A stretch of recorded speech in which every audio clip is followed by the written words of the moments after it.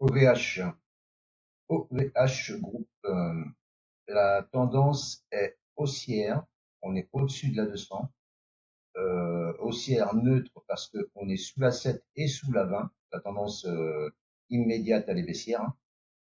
Là, sur cette jambe de hausse ici, qui part d'ici le 4 mars jusqu'à ce plus haut ici, le 28 mai, cette jambe de hausse, elle est venue corriger sur les 50% de Fibonacci.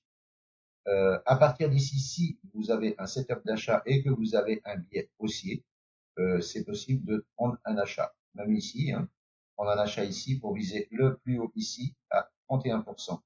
Le stop se met soit sous les 61,8 à 12%, soit sous le seuil d'invalidation là, cette, ce support est ici.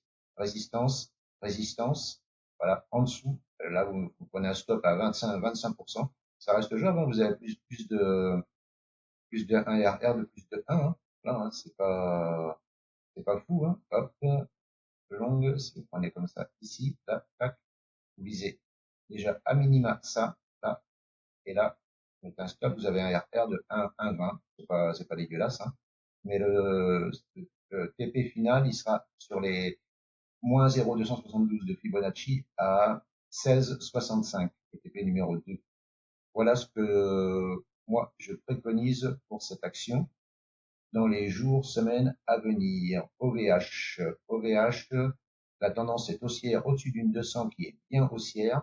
Alors oui, bien sûr, là il y a une correction, une grosse correction, une vilaine bougie, hein, mais ça reste haussier, hein. Ça reste haussier. Là, achat sur la zone d'or, dans la zone d'or. Voilà, au-dessus de la 200. Au-dessus de la 200, il n'y a pas trop de soucis à se faire, hein. Pour rejoindre les 14,60, ça c'est le TP quasi sûr, et les 16,65 en TP numéro 2. Voilà ce que je pouvais vous dire. Je vous remercie de m'avoir écouté. N'hésitez pas à commenter, partager, liker, abonnez-vous. À bientôt. Ciao, ciao.